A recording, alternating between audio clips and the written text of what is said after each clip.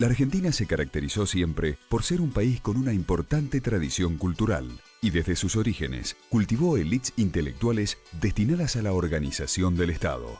Más adelante, los miembros más relevantes de la generación de 1837 no solo sentaron las bases de la República, sino que fueron los autores de las primeras obras clásicas de la literatura argentina. El matadero y la cautiva, de Esteban Echeverría, Recuerdos de provincia y Facundo, de Domingo Faustino Sarmiento, y Amalia, de José Mármol. Luego, el rol de los escritores se tornó más modesto y más confuso, de acuerdo a las épocas que les tocó transitar. Aunque la generación del 80 tuvo una fuerte vocación pública, a partir del siglo XX, los escritores ya no serían escuchados. Y aunque sus intervenciones en muchos casos no fueron felices, lo cierto es que el país se extravió más fácilmente al desdeñar el trabajo intelectual y dejar de concebir la cultura como prioridad. Bueno, acá lo tengo, Explicar la Argentina, ensayos fundamentales de Jorge Laforgue, pero tomás, Jorge, desde la organización del Estado hasta el primer peronismo. Prometés un segundo tomo, ¿no?, en el libro. En realidad el proyecto era un volumen único, pero obviamente iba a ser excesiva, más que una guía telefónica. Bueno, cuando salga me gustaría que vinieras de nuevo acá, porque uno se queda pensando, lo primero que yo pienso, claro que es una época donde pasaron muchas cosas, desde el peronismo hasta acá, digo, pero este nivel de pensamiento sobre el país, tan profundo, tan polémico, ¿se volvió a dar o hemos perdido un espacio? Esa es una pregunta clave. Yo creo que sí, porque hay gente que dice, no, hay que comparar, estos eran los fuertes ahora que tenemos, pero es un poco la falta de perspectiva histórica. De todas maneras, efectivamente, en el siglo XIX, si contemplamos los nombres y lo que hicieron esos Sarmiento, Alberdi, Mitre... Empecemos por algo que me parece que es un dato fundamental, ¿no?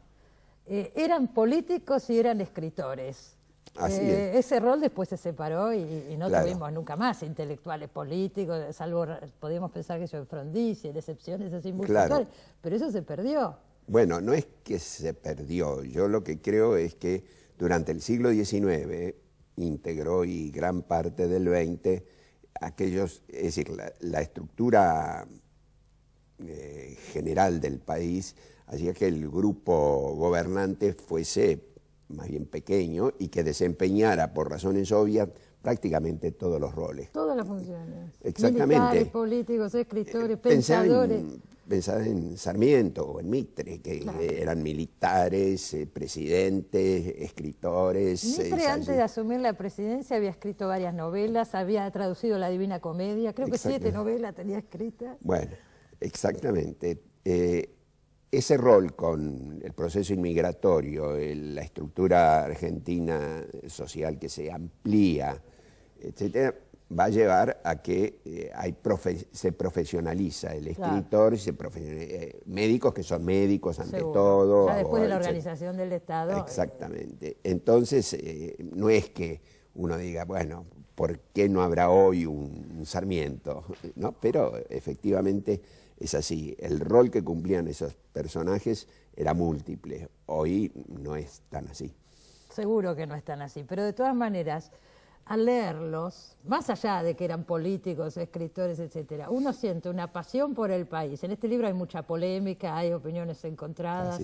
Se desliza en un momento la idea de la Argentina dividida, que es una polémica que todavía continúa y eso está acá. Pero digo, estaban desde Mariano Moreno, uno lee los escritos de Mariano Moreno que están acá en el libro. Había que fundar, ¿no es cierto? Exactamente.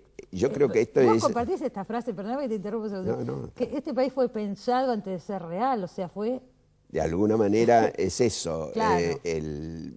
Estos hombres crearon con el pensamiento y la acción conjuntamente el país, o por lo menos, es decir, trataron de organizar. De allí un poco esto de título un poco rimbombante, de explicar la Argentina. Es decir, estos trataron de construir la Argentina, de explicar la Argentina. De imaginarla. De imaginar la Argentina. Hoy se dice tanto que no hay proyectos a largo plazo. Esta gente estaba pensando a largo plazo. Sí, no, obviamente. Bien, mal, podemos estar de acuerdo con uno, no, con otro. Y más aún, empieza con Moreno, pero después tenés a Monteagudo, que no solo pensaba en el país, el ensayo que está acá incluido habla de una federación de estados hispanoamericanos. Claro. Él estaba con Bolívar en ese momento. Bueno, estuvo con San Martín también, ¿no es cierto? Antes estuvo con San Martín, fue morenista, es decir, el que tomó la antorcha de Moreno, y bueno, y así, cada Ahora, vos uno... te referís acá en el libro al plan de operaciones de Mariano Moreno, sí. Y decís que es el plan que le encarga, creo que la primera junta a Mariano Moreno, sí. Este como fundante, ¿no? Claro, yo allí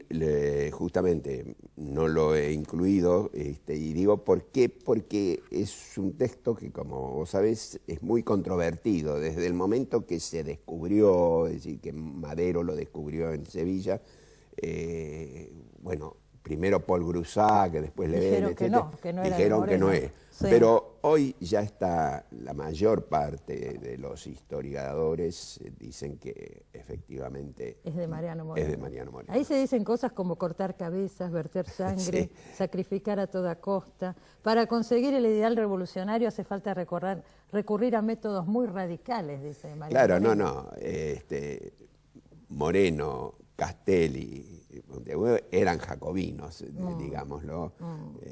Bueno, el mandar a fusilar a Liniers y cosas así, Sí. eran revolucionarios. En ese momento había que tomar determinaciones muy radicales y si se quería seguir adelante con la línea de ellos. Había otras líneas, digamos, sí, no tan pero hubiese revolucionarias. tambaleado. Yo he pensado, haciendo Sí. este volumen, es decir, lo he pensado siempre, ¿qué hubiese sido de ese 1810 sin el empuje De de Moreno? Moreno? Creo que hubiese sido muy distinto, no sé qué hubiese pasado. Fíjate en otros lugares de América Latina, porque en 1809, 1810, 1811 se producen estallidos en distintos lugares y en algunos lugares son totalmente, las tropas, mejor dicho, realistas o españolas, vuelven a tomar el poder. Claro, bueno, claro. acá se pudo mantener con esta línea de Exacto, Moreno. sí. Otra cosa que llama la atención leyendo el libro es cuántos murieron afuera del país, ¿no? Así Moreno es. muere en alta mar, Monteagudo lo matan en el Perú. Así es. Después está Echeverría, no me acuerdo dónde muere, pero tampoco... En Montevideo. Claro, estaba exiliado en la época de Rosa. Sí. Bueno, ahí está, casos como el de Echeverría o Sarmiento, con las novelas fundantes o los libros fundantes de la literatura argentina, ¿no? Así es. El Sí. Matadero, La Cautiva, bueno, el Facundo de Sarmiento. Sí. Lo que vos decís, y antes hablando de estos hombres que hacían varias cosas a la vez, hace que el ensayo, y creo decirlo allí en la introducción, y de alguna manera demostrarlo, entre comillas, es el género fundante de nuestra literatura y es el género predominante en el siglo XIX. Es decir, si nosotros, y acá está la prueba, ¿no?, vemos a los ensayistas, son aquellas figuras fuertes, es decir, un Mitre, que escribió novelas, algunas novelas, pero ¿cuál es el texto de peso? La biografía de Belgrano. De Belgrano, de San Martín, es su labor como historiógrafo, como ensayista político. Ahí se funda después toda la historia liberal. ¿No? Así es. Claro. Así. O sea que ese era el rol determinante. Ellos Exacto. querían pensar y escribir. Sí, así es. Ahora, hablábamos recién de Sarmiento. Leyendo, creo que es una parte del Facundo, lo que está acá Sí. en tu libro, él habla de el mal argentino, es la extensión, ¿no? Bueno, la extensión geográfica. Sí. ¿Qué? Ese es el problema, es decir, que tanto Sarmiento como Alberdi, después, bueno, hablaban del desierto.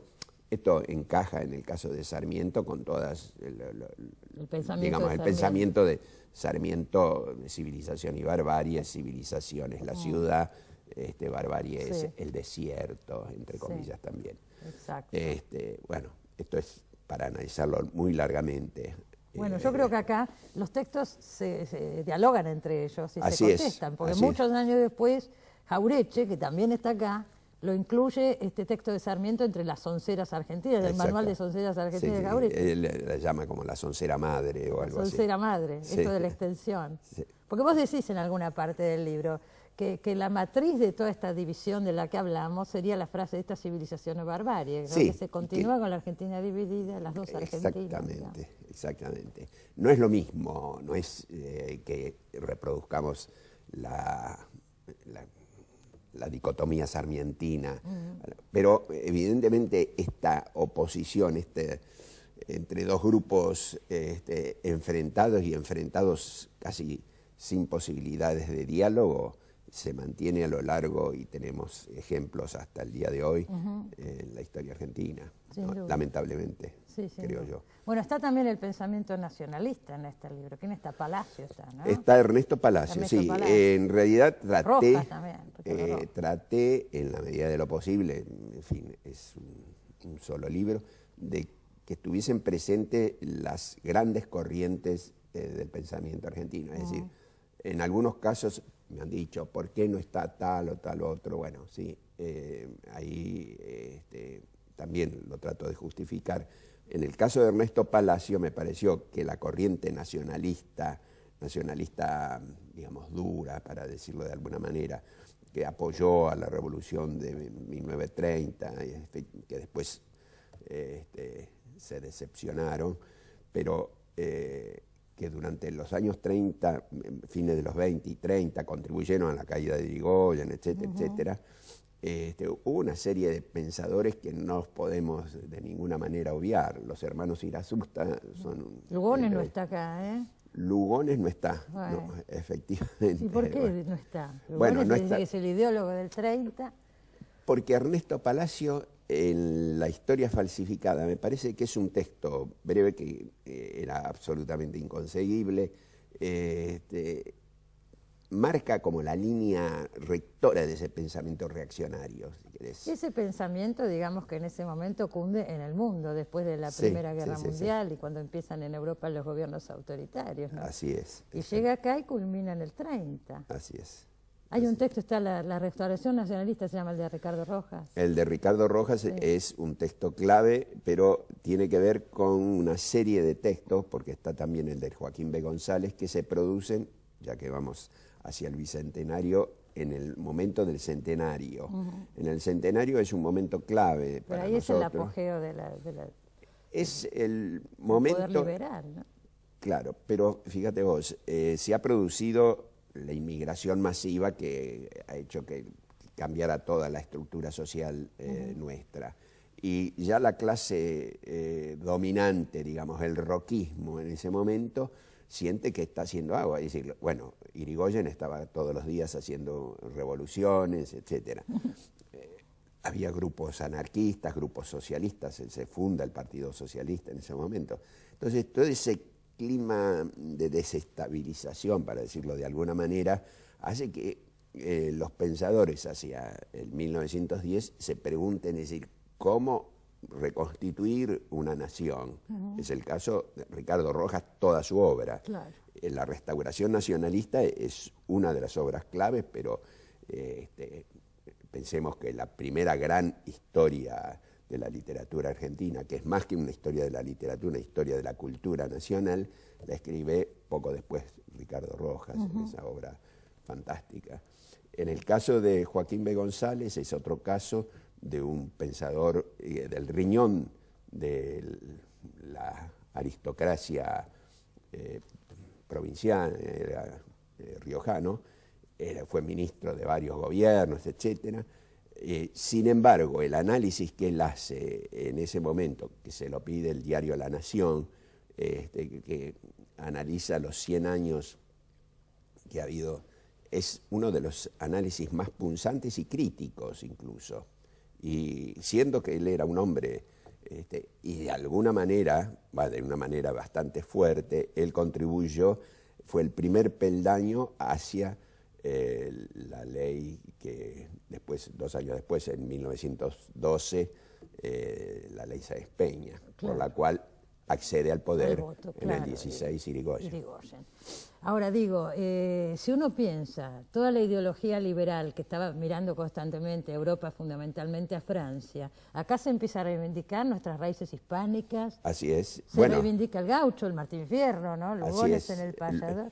En el 1910, con este proceso que se da, está Lugones por un lado, está Manuel Gálvez por otro, está Ricardo Rojas por otro, está Joaquín B. González, digo, las figuras cumbres. Por eso no podía poner a todos. No, pero, no lo estoy retando, señor, le estoy preguntando. No, ya sé. No, yo digo ahí, bueno, antes que me lo preguntes, varias veces me han preguntado, ¿por qué no hay ninguna mujer? Son 19 Y en esa época hombres. las mujeres pobres... Y yo digo, bueno, si tengo que hacer una antología de la narrativa argentina, Gorriti va a estar, evidentemente. Pero esto es otra cosa. Esta es otra cosa, y recién hacia el final de esta época, bueno, podríamos haber puesto, y yo me lamento no haberlo hecho, poner a Victoria Ocampo. Claro, pero claro. Está ahí. Igual todavía puede entrar en el otro tomo. Claro, Victoria porque Victoria Ocampo tiene 2 tomos de testimonios que caen en esta época. Claro. Los otros 8 tomos son después del ya de la peronismo, época. así que podían entrar perfectamente. Así Quiero es. que hablemos porque hay un texto acá de José Hernández, y bueno, el Martín Fierro que se reivindica era un folletín hasta ese momento, era medio Así subestimado, ¿no? El Martín Fierro, Sí. Y a partir de esta reivindicación del gaucho... Sí, bueno, la gran reivindicación así de la élite cultural la hace en El Payador, que vos acabas creo, de mencionar, Lugones, y después en sus clases, la universidad, etcétera, Ricardo Rojas. Hasta ese momento era aceptado, sí, obviamente tenía una difusión que no tenía ningún otro texto. Pero se lo consideraba un texto menor, popular, digamos. No, se lo tomaba con pinzas. Sin embargo, en la otra orilla, en España, ya Unamuno había llamado la atención sobre el la Martín importancia. Fierro. Y Hernández apoyaba a Rosas Hernández. Hernández venía de una familia escindida, había rosistas y antirrosistas acérrimos. Ajá. Él fue federal, sin duda. No sé si se puede decir que una reivindicación de Rosas, porque hay frases contundentes de condena de ese régimen, pero evidentemente el interior, el urquicismo, digamos, toda la línea federal fuerte fue apoyada, y bueno, el Martín Fierro es un ejemplo de eso.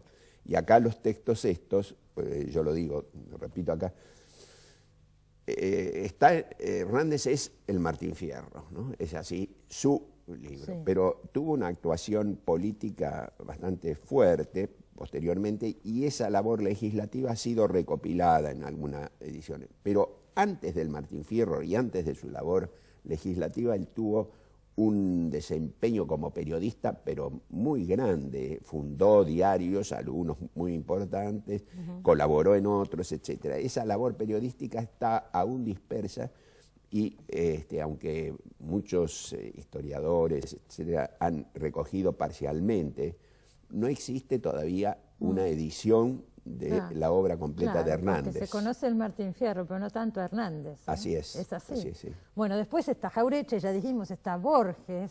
Está Borges. Que Borges y Jaureche al principio estuvieron bastante unidos y de acuerdo en el apoyo a Irigoyen, ¿no? Los dos. Sí. Bueno, el primer libro de Jaureche tiene ese famoso prólogo de Borges. El paso de los libros. Exactamente, sí. Y después Borges se convierte a un liberalismo absoluto y Jaureche al nacionalismo. Jaureche siguió siempre en una línea, en realidad, salvo el comienzo, después fue siempre radical. ¿Al principio que fue anarquista, Jaureche? No, la familia era conservadora, etcétera. Muy en los comienzos, muy en los comienzos.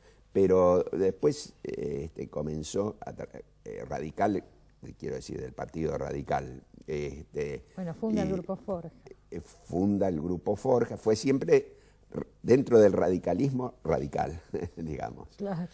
Y después apoya a Perón. Y después apoya a Perón, y en algún momento hay ahí un distanciamiento, porque en realidad quien lo lleva al gobierno en el comienzo del peronismo es Mercante, aunque él conocía y tenía buen trato en ese momento con Perón.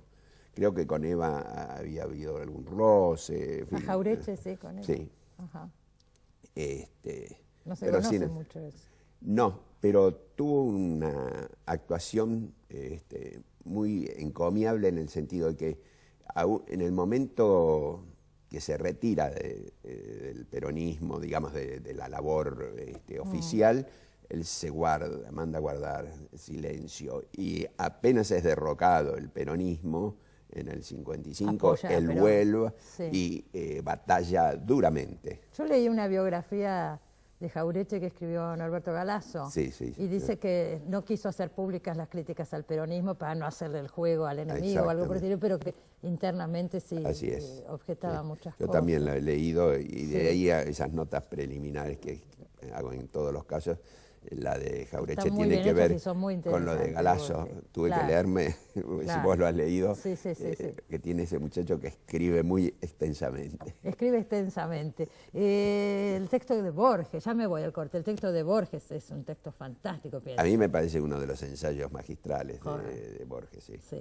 Sí, sí. sobre nuestro idioma, ¿no? Así es. Bueno, no tengo más tiempo. Da para seguir hablando, pero yo espero ansiosamente el segundo tomo. Yo creo que este libro hacía falta, sinceramente, que es un libro necesario.